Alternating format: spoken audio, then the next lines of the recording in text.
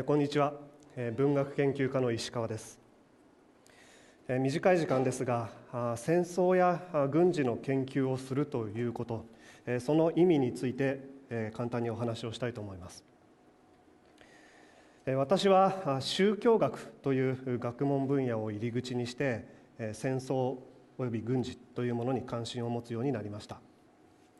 具体的には従軍チャプレンというものに関する研究をしたのがきっかけです。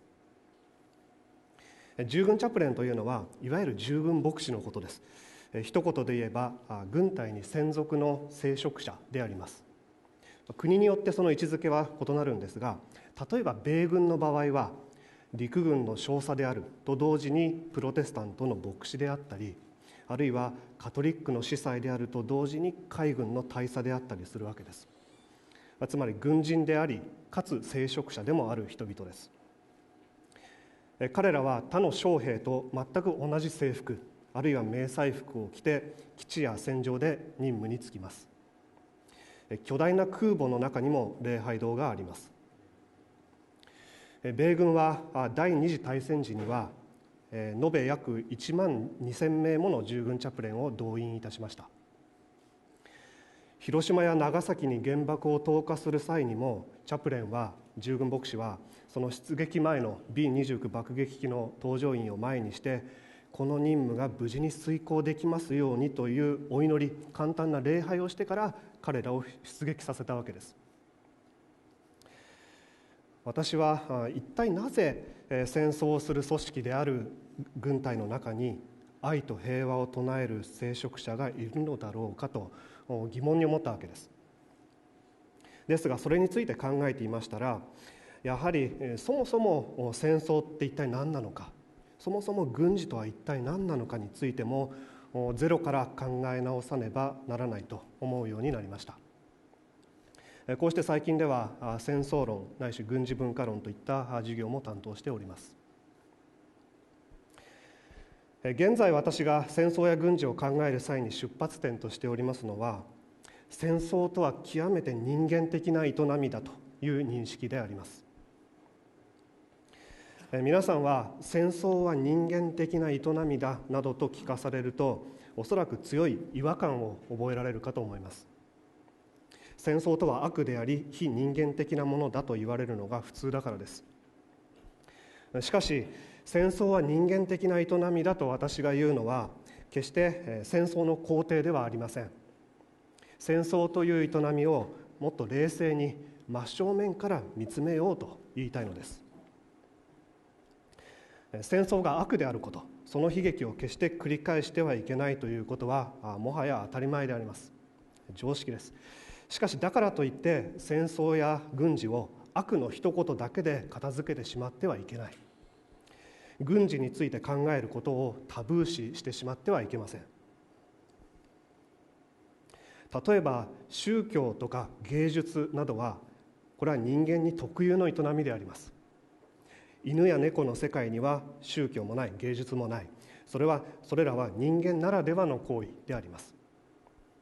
それと同じように軍事というのもまた組織的に維持され共有され継承されていくという点で、いいか悪いかは別にしてやはり文化だと言ってよいものだと思われます。軍事は文化であります。中学や高校の歴史の教科書を見ればその中身の多くが戦争に関する話題であるということはもう誰もが知っています。しかしそれにもかかわらず、いざ戦争ってそもそも何なんだろうか、軍事って一体何なんだろうかと問うてもしばしばそうした議論は戦争は悪です、戦争を繰り返しちゃいけません、反省しましょうで終わってしまう。これでは平和主義の名を借りた思考の停止に他なりません。戦争が悪であり決して繰り返してはいけないことだということは皆が知っているにもかかわらず、それでも現にそれは起こっているならばなおさらのことを、そうした物事の根本を問い探求せねばならないはずです。戦争や軍事の研究が重要だと私が言うのは決していつか戦争をするための準備をしておこうなんていう意味ではありません。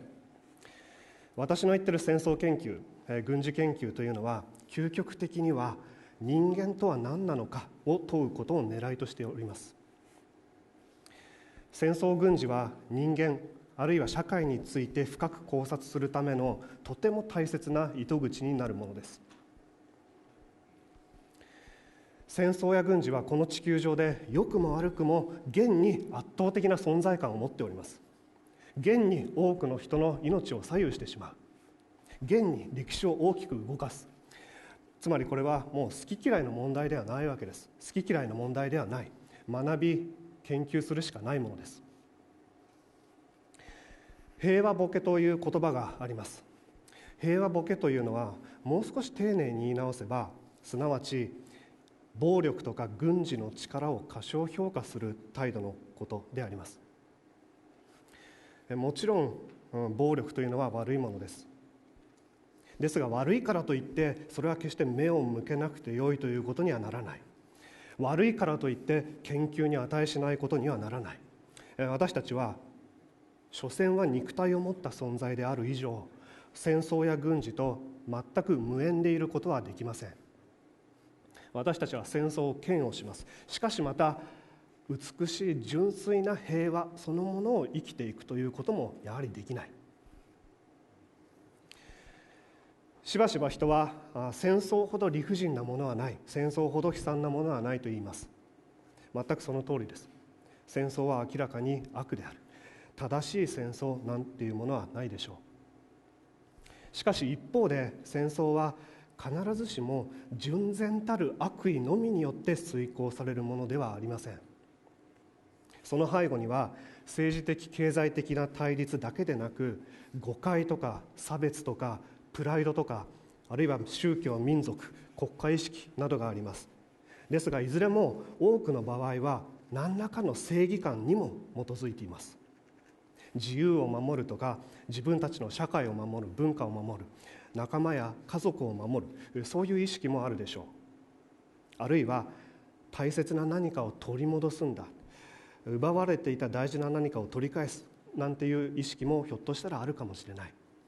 少なくとも純然たる悪意のみによって何百万何千万もの人間を破壊や殺人に駆り立てることはできない。あえて逆説的な言い方をするならば、戦争は悪意よりもむしろ何らかの善意によって支えられてしまっているようにも見えます。人は必ずしも優しさや愛情が欠如しているから戦うのではない。誰かを憎み何かと戦うというのは、そもそもそれ以前に別の誰かを愛し、別の何かを大切にしているからかもしれない。つまり何らかの意味での、広い意味での愛情があるからこそ人間は戦うことができてしまう、戦争を正当化できてしまう。そこに悲劇の本質があるわけです。ですからむしろいっそのこと、人々がみんな自分勝手で利己的で崇高な理想とか正義感なんてものを一切持たなければ、かえって大規模な戦争や大きなテロなんかは起きないで済むかもしれない。人間の持つそうした皮肉、逆説を正面から見据えるべきであります。戦争は人を殺したいという衝動を持った時に始まるのではなく、むしろ自分たちは命の危険を冒しても構わないという覚悟を持った時に始まるのだという議論もあります。戦争ほど利他的な行為はないと表現する研究者もおります。確かに戦争には略奪や拷問や虐殺など大変ひどい行為もつきものであります。エゴとか支配欲なんてものもあるかもしれない。しかし我々はそうした過ちも愚かさも含めて、戦争は極めて人間的な営みである、人間臭い営みであるということを認めるしかない。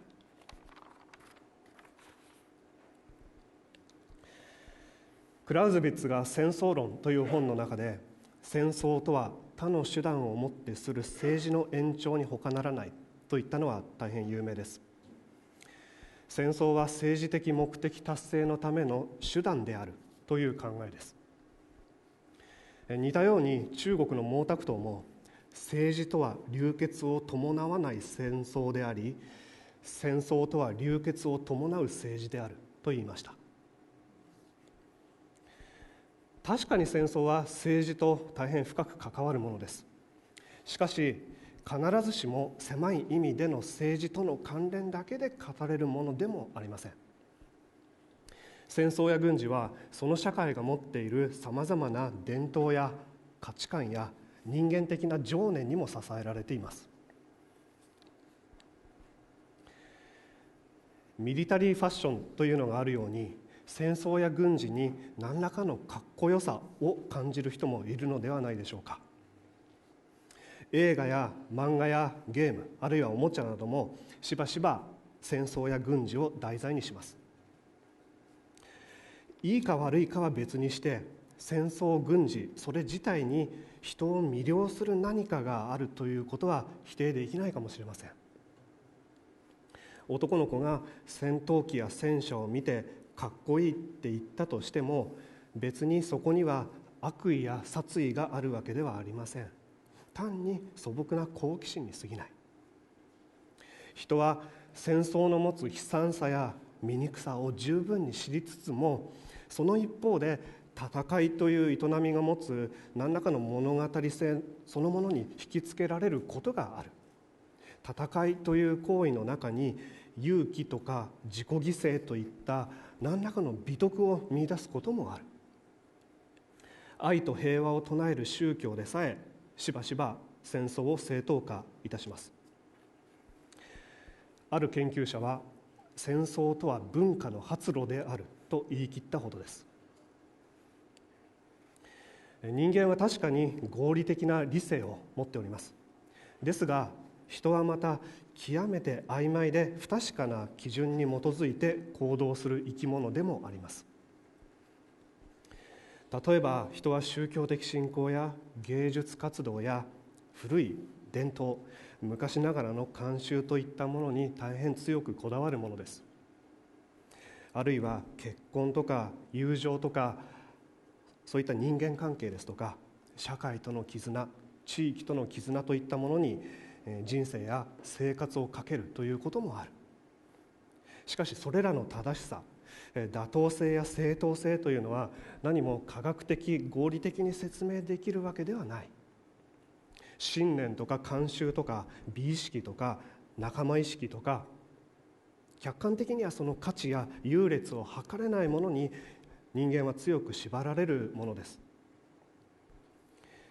それは戦争においても全く同じなわけです。戦争や軍事においてさえ人はさまざまな伝統や文化や価値観、そして内から湧き上がる情念の中で考える、決断する、そして行動するわけです。最初に言った従軍チャプレンという制度もそうした現れの一つかもしれません。戦争軍事の世界はいい面も悪い面も含めて人間的としか言いようのないものに満ちています。だからそれは政治学者や安全保障の専門家によってだけでなく、また軍人や自衛官によってだけでなく、もっと多くの人々によって普通に考察されるべき問題なのであります。だいたい戦争や軍事ほど人々がマジになって取り組んでしまうものは他にないのではないでしょうか。だからこそそこには人間や社会の根本を理解するための多くのヒントが隠されております。軍事という営みを見つめれば見つめるほど、自分が真剣に抱いているつもりの善意とか正義感とか平和への思いというものに対してさえも謙虚でなければならないということを学ぶでしょう。なぜならば人間の持っている能力、その限界とか矛盾といったものを戦争や軍事ほど見事に暴き出してしまうものはないからです。戦争や軍事の研究をタブー視してはいけません。繰り返しますが、軍事は文化であります。所詮は文化です。そして戦争は人間的な営みであります。所詮は人間的な営みである。そのことを一旦素直に認めなければなりません。平和について議論をするのであれば、そこからスタートするべきではないでしょうか。一緒に考えていきましょう。以上です。